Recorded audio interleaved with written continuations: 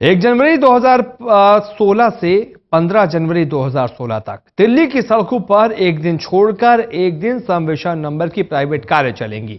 Two wheelers पर सरकार ने अभी फैसला नहीं लिया है। 15 दिनों के ट्रायल के दौरान 200 जगहों से प्रदूषण की मॉनिटरिंग की जाएगी। सरकार ने दावा किया है कि 25 दिसंबर तक प्रदूषण रोकने के लिए सरकार के सभी फैसलों का ऐलान कर दिया जाएगा।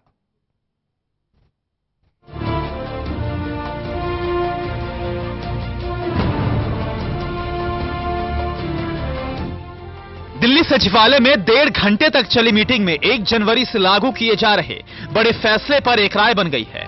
1 जनवरी से 1, 3, 5, 7, 9 यानी विषम और 2 जनवरी के दिन 0, 2, 4, 6, 8 नंबर की प्राइवेट कारें चलेंगी।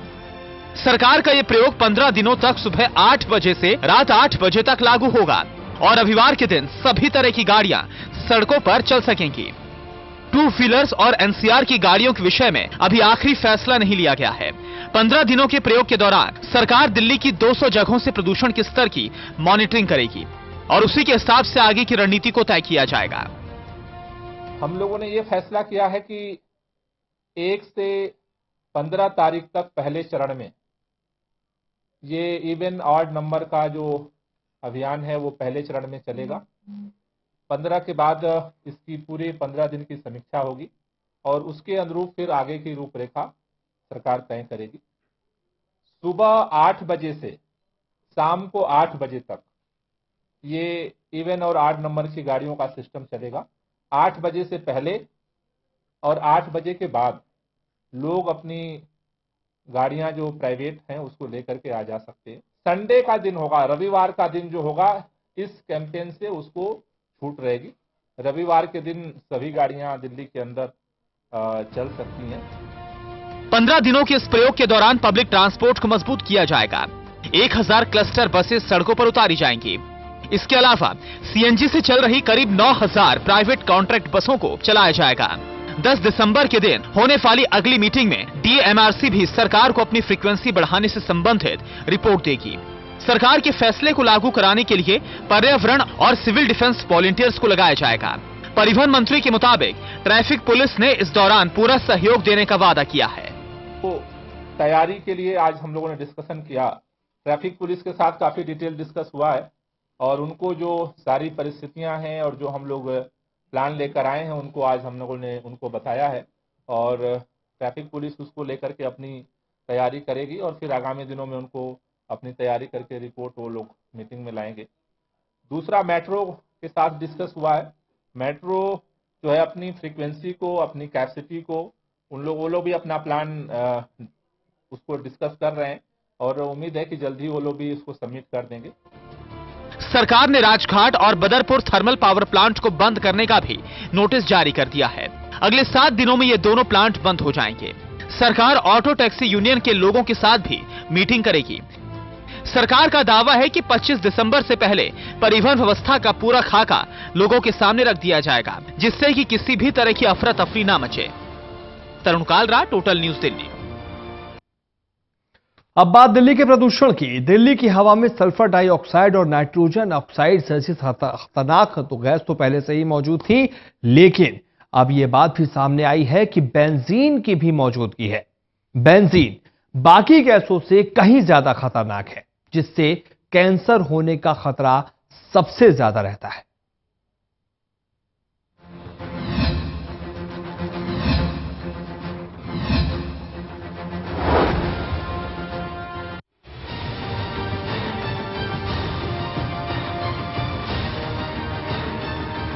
राजनीतिक शक्तियों की केंद्र दिल्ली आज चर्चा में है। दिल्ली की सड़क, दिल्ली की हवा, उस हवा में सांस लेने वाले लोग, सांस लेने से बीमार होने वाले लोग, लोगों को बीमार करने वाली खतरनाक गैस, ये सब कुछ आज चर्चा में है। अब तक ये बात कही जाती थी कि दिल्ली की हवा में सल्फर डाइऑक्साइड और नाइट्रोजन ऑक्साइड जैसी खतरनाक गैस मौजूद है। इन गैसों ने ही कई सेहतमंद लोगों को बीमार कर दिया था। लेकिन अब जिस गैस की मौजूदगी की बात सामने आई है वो पहले की गैसों से भी ज्यादा खतरनाक है। इसका नाम है बेंजीन।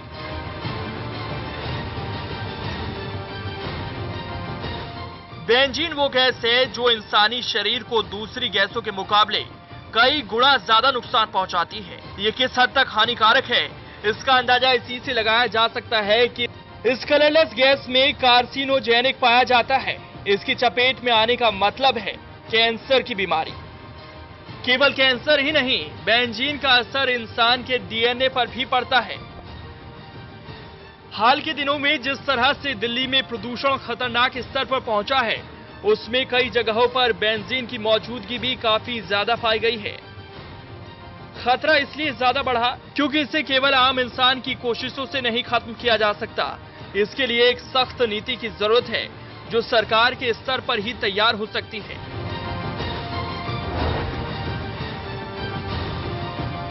बेंजीन को ह्यूमन कार्सिनोजिन कहा जाता है। Cigarette, petroleum product, industrial emission, diesel गाड़ियों से निकलने वाले धुएं में बेंजीन मौजूद रहती है और इसका कोई रंग नहीं होता। इसकी चपेट में आने से लंग्स पर काफी बुरा असर होता है। इसके सीधे संपर्क में आने से एप्लास्टिक एनीमिया यानी ब्लड कैंसर का खतरा रहता है, क्योंकि बेंजीन ब्लड सेल्स पर बुरा असर डालती है।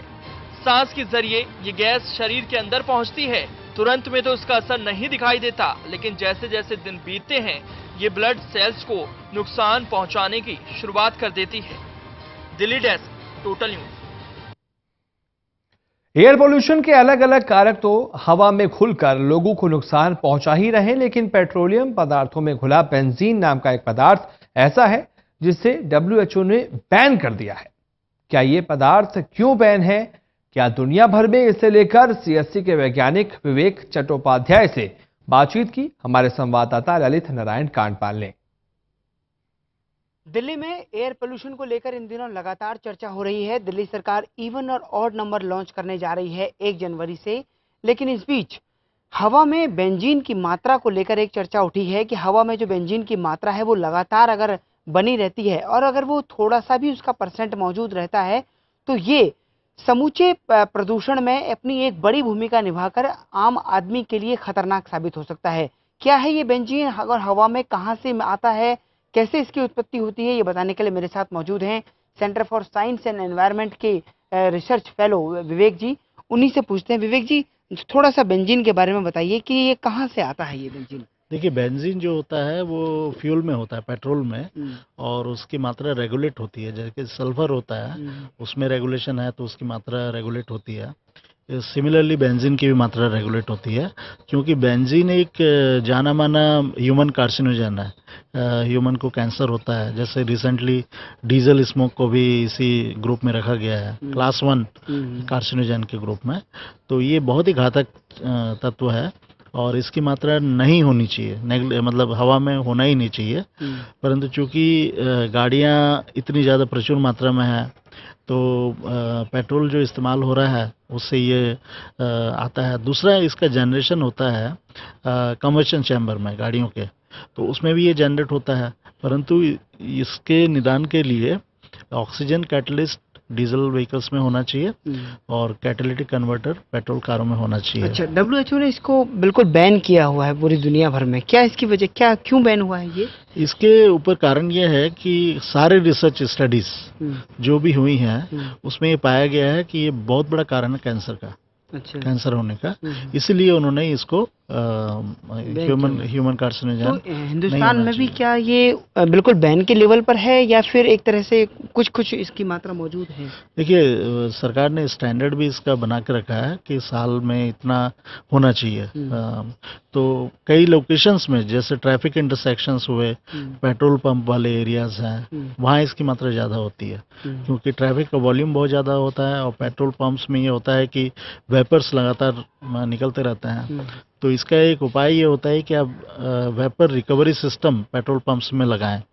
वो सिस्टम मेरे ख्याल से अभी सारे पेट्रोल पंप्स में लगा नहीं है भारत में। तो उससे जो लोग पेट्रोल पंप में काम करते हैं वो तो डायरेक्टली अफेक्टेड होते हैं, तो उनमें काफ़ी तकलीफें होती है। और दूसरा, ट्रैफिक इंटरसेक्शंस में इसकी मात्रा पाई जाती है। तो ये चिंता का विषय होता है, बिकॉज इसके लॉन्ग टर्म एक्सपोजर से कैंसर की संभावना बहुत बढ़ जाती है। कुल मिलाकर बेंजीन जैसा एक जो तत्व है, अगर वो तेल में होता है जिसकी मात्रा काफ़ी सीमित की गई है, लेकिन अगर बावजूद उसके अगर ये होता है तो आम आदमी की सेहत के लिए कितना खतरनाक है, ये विवेक जी भी बता रहे थे। तो अगर ज़रूरी है कि सरकार इसके नियंत्रण पर भी इसको लेकर गंभीरता से बढ़ते, क्योंकि अगर ये भी आगे बढ़ता रहा तो कहीं ऐसा ना हो कि और तत्वों की तरह ये भी कैंसर का एक बड़ा कारण बन जाए। कैमरा पर्सन मनमोहन के साथ ललित नारायण कांडपाल, टोटल न्यूज़, दिल्ली।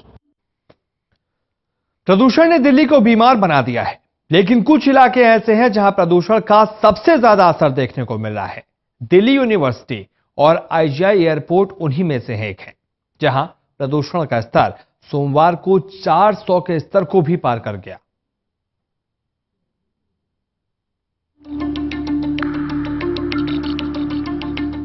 दिल्ली की सड़क से आसमान की तरफ देखने पर अंदाजा हो जाता है कि किस हवा में दिल्ली वाले सांस ले रहे हैं। हवा की धीमी रफ्तार और आसमान में छाई धुंध ये बताने के लिए काफी है कि दिल्ली की हवा केवल जहरीली ही नहीं बल्कि जानलेवा बन चुकी है।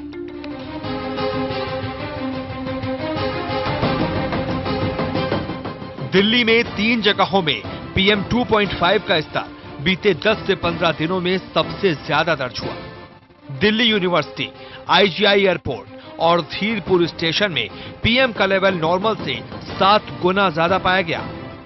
तीनों ही स्टेशनों में 415 माइक्रोग्राम क्यूबिक मीटर से ज्यादा पॉल्यूशन लेवल रहा। प्रदूषण का ये स्तर सबसे ज्यादा खतरनाक कैटेगरी में शामिल है। PM 2.5 का नॉर्मल लेवल 60 mgcm होता है। PM 2.5 का लेवल जब 253 से बढ़ जाता है तो उसे बेहद खराब क्वालिटी की एयर कैटेगरी में रिपोर्ट किया जाता है। सोमवार को सभी 10 मॉनिटरिंग स्टेशनों में PM 2.5 का लेवल 300 mgcm से ज्यादा रहा।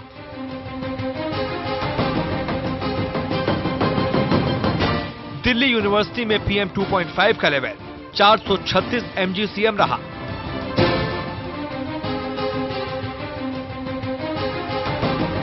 आईजीआई एयरपोर्ट पर PM 2.5 का लेवल 419 mgcm रहा।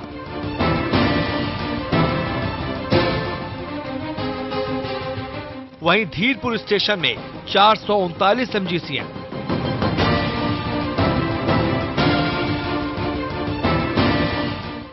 पीतमपुरा में 393 mgcm,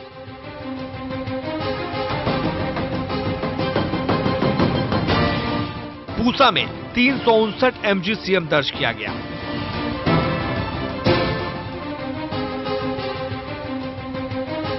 वहीं लोधी रोड में 312 mgcm,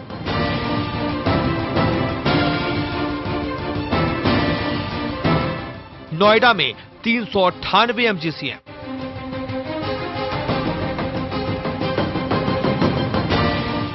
मथुरा रोड में 354 mgcm,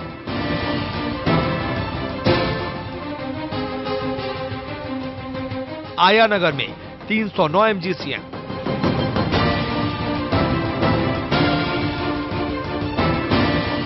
और गुड़गांव में 362 mgcm। ये स्तर बेहद ही खतरनाक है। सोमवार को सुबह के वक्त कई इलाकों में घना कोहरा रहा, जिसके बाद दिन भर हवा में स्मॉग रिपोर्ट हुई। स्मॉग की वजह से पोल्यूशन लेवल भी काफी ज्यादा बढ़ गया। अगर स्मॉग बनी रहती है तो पोल्यूशन लेवल और भी ज्यादा बढ़ सकता है। Delhi desk, total news. Delhi में निकलिए तो अपने आप को सुरक्षित होकर निकलिए, मास्क पहनकर निकलिए। रुक रहे हैं छोटे से ब्रेक के लिए, जल्द हाजिर होते हैं।